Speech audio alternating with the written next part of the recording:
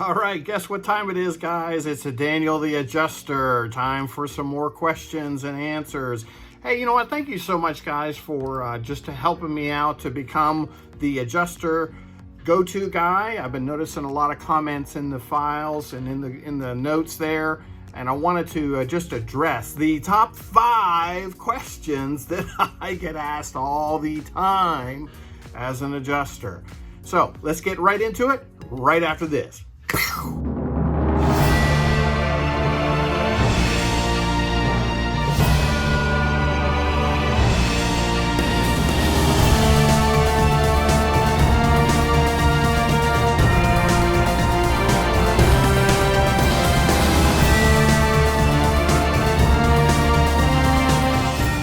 All right, that was super fast. Hey, don't forget to go over to my website and check out my drone videos. I do have a love for droning, and just, you know, we can't use those as an adjuster right now. A lot of your desk adjusters will use them, but hey, check it out. You might like some videos. I think it's pretty cool to be able to see it from that level when normally you can't see that. So anyways, check it out.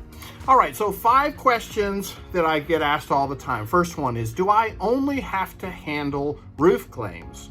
And the answer is no. Okay, so there's a lot of guys out there that'll sit there and say, well, it seems like all your videos are for roofs, and I just, you know, do you do anything else? And I go, no, we handle all sorts. One of the things that I've noticed about my claim handling skills is that typically I'm able to record because I'm on the roofs and I don't really interact with a lot of people. But can you imagine if somebody said, hey, can I come into your house and turn on my video and record a video of me inspecting the inside of your house?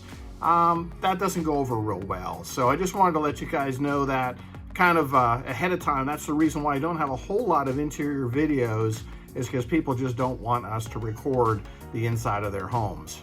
So as an adjuster, you're going to do lots of different things. You're going to do water claims, things that may occur from a dishwasher, a refrigerator, a plumbing leak of some sort. You can also have vandalism claims. Seen a couple where a disgruntled wife decided to spray paint the side of the building, the house of the insured's house, and it was quite a mess. Red paint with all the nasty words. That stuff is covered. You'll also do kind of a strange one, but we did some drive-by shootings. We live in a pretty nasty area outside, about 50 miles from my house, 40, 50 miles from my house. It's notorious for a lot of gang stuff, really freaky, kind of scary stuff, and occasionally we get a drive-by shooting and we'll have to, you know, take care of the damages that occurred by those bullets that are flying through the house, whether it be through windows. I did see one where it was lodged in the side of, well, it went through the window, went through the wall, and then lodged itself in the back of the tub. And so I could see the head of the bullet sticking out of the tub in the bathroom, and we got to replace all that. So those things we do cover. Kind of the nasty side, occasionally we do see fires. That's really sad to see a house that's totally burned out. People have lost everything, and the destruction is massive. So we do handle those as well. Another one that's not very pleasant to deal with are suicides or murders. We do occasionally see those. The reason why I say we handle those is that after the cleaning crews have gone in and removed the hazmat blood and all that, we have subfloor that's been cut out, we have carpet that's been removed, drywall could be, just lots of things there that need to be then rebuilt back. So those are things that we'll also pay attention to as well. But most of all, you don't see those very often, so I don't want to freak out everybody and go, oh, that's so gross, I don't want to deal with that. But no, it's not very often, but we do handle those.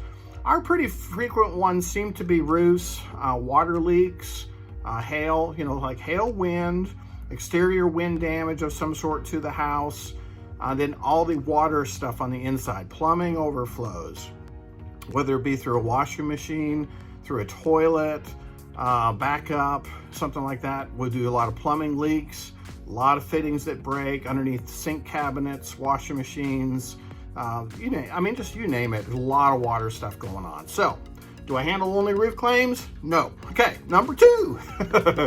If I'm afraid of heights, does that mean I can't be an adjuster? And I say no, because what I just mentioned is that there's tons of those inside things that you can do and not climb roofs. So I get a lot of questions. People go, what if I can't climb a roof? And I go, well, a couple different reasons. You could be afraid of heights, or you could feel like you're just not trained to be well enough. So the thing I would recommend is getting steep and tall training or rope and harness training. Those are two things that can help you feel more confident on a roof. Maybe it's just because you're not familiar with it, you feel uncomfortable with it. That's one way that you can gain some confidence. If you're totally not a heights guy or girl, hey, I totally get it. Then you don't have to. You can specifically work for these firms and you can say, I don't climb roofs, can you send me everything else? And definitely lots of work. In fact, there are a lot of times I'd rather not handle the water ones so that I could get on and do some more roofs, because I really enjoy the roof ones. Now, as you get older, and this is what probably will happen with me, is that I won't be able to climb the roofs like I used to, and for fear of falling or dizziness or whatever, as you get a little bit older, then I may just specifically say I'm just going to handle some water losses. And another option is to be a FEMA adjuster or flood adjuster. You're also capable of doing that as an adjuster. You just have to get registered with FEMA, and then you can handle all the flood claims all over the world that happen with water, and locally as well too. So, question number 3, how many licenses do I need? Okay, now that's a loaded question, because it's really up to you. If you decide that you want to go on a catastrophe or chase storms or whatever, or to be ready for those big events that you make lots of money on, you will need to have those coastal states licenses ready to go. So your Texas border, just follow the Gulf of Mexico all the way around up to the east. Virginia is not a license, so it kind of stops right there. And if you decide you want to go further, New York is the hardest license to get, not recommended, because it's a very difficult place to work.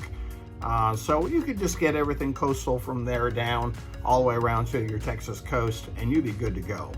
If you want to do some stuff in the middle in Oklahoma, get some hailstorms, tornadoes, Indiana gets lots of hail, great licenses to get as well. Totally up to you, but you first and foremost have to get your home license if your state requires a home license. So if it doesn't, then you don't have to get any other license besides your home license if you plan on staying just right where you are. So fourth question I get asked a lot is, how much can I make? Now that's a loaded question, okay? Because you can make pretty much about $80,000 to $100,000 probably within your first year as a desk adjuster. And this is not as a staff adjuster, but this would be as an independent adjuster.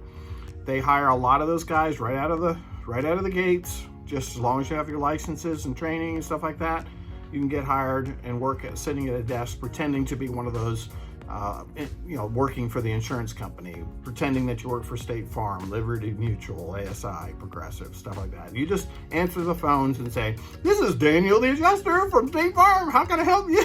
It's just kind of silly, but yeah, so you can make about $80,000 to $100,000 doing that. It's hourly work. It's about 33, 35, something like that. I can't remember what the going rate is now. But that's per hour, and you work 60 hours a week, 6 days a week, 10 hours a day. Kind of a grueling schedule. Every time I've done it, I've felt like I didn't have a life because it is 10 hours a day, monotony every day, 6 days a week. But for a guy who's looking to get started in the industry, a guy or a gal, it's an awesome opportunity to get started. So don't push that aside. Catastrophe adjusters, sky's the limit. I really want to say that, but you're going to have to be on the ball, trained, ready to go, and skilled to the max. You cannot go on a catastrophe and be a new adjuster and succeed. Now, I'm saying you can definitely go as a new adjuster, but you're going to fail. You are going to fail. It's putting you at the highest level of skill, and making sure that you're optimized, making sure that you're perfectly in order, you know what you're doing, and you can rock and roll 6 to 8 of these claims a day.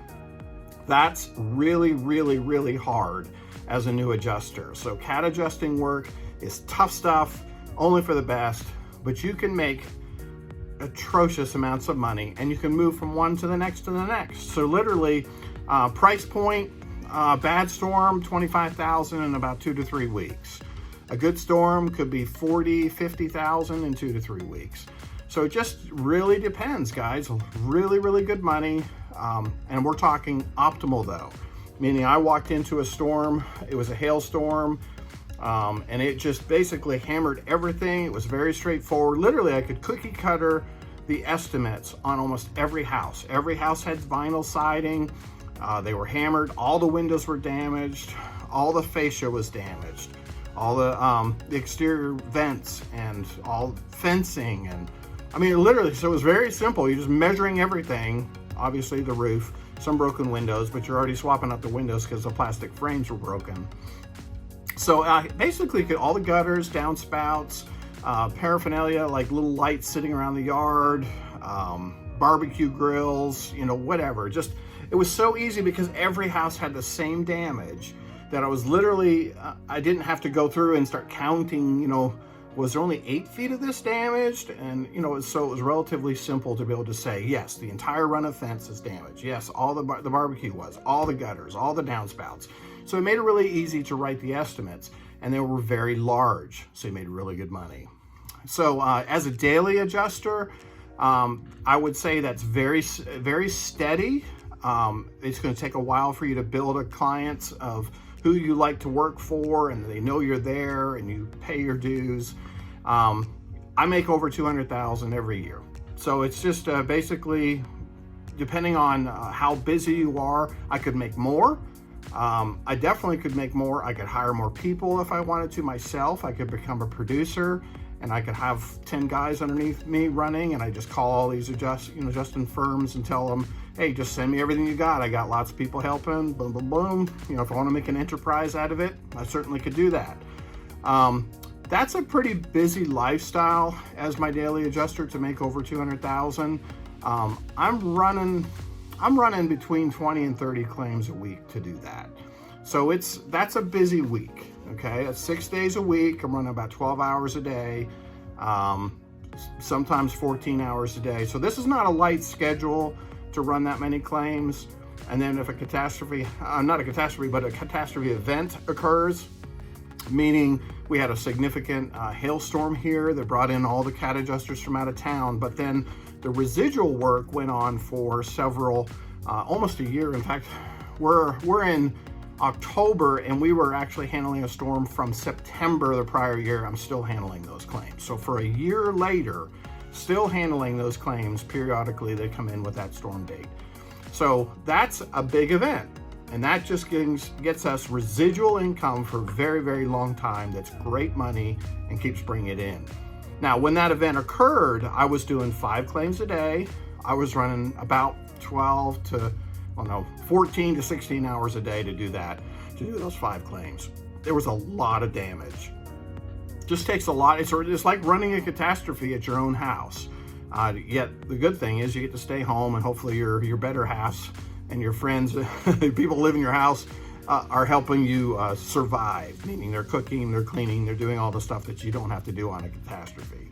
So, and number 5 question, last but not least, how do I get started? Got to go over to my website. I've got Clear Sky Drone Imagery.com is my website, but you can also find my YouTube page, which you've obviously found this thing here. But if you go and watch my videos, I go from start to finish on how to be an adjuster. And if you really want to learn and you want to be bored with those 70-something videos that are out there, by the time you finish watching all those videos, you will pretty much know how to be an adjuster. And that's my goal. My goal here is to teach and train, let you guys know what it's like, how I got started, because I got started by the grace of somebody else being nice to me and passing on that information to me, and that's what I'm doing here. I'm just returning the favor. So guys, if you like anything here, make sure you like and subscribe, and we'll see you on the next one. Daniel the Adjuster. Boom!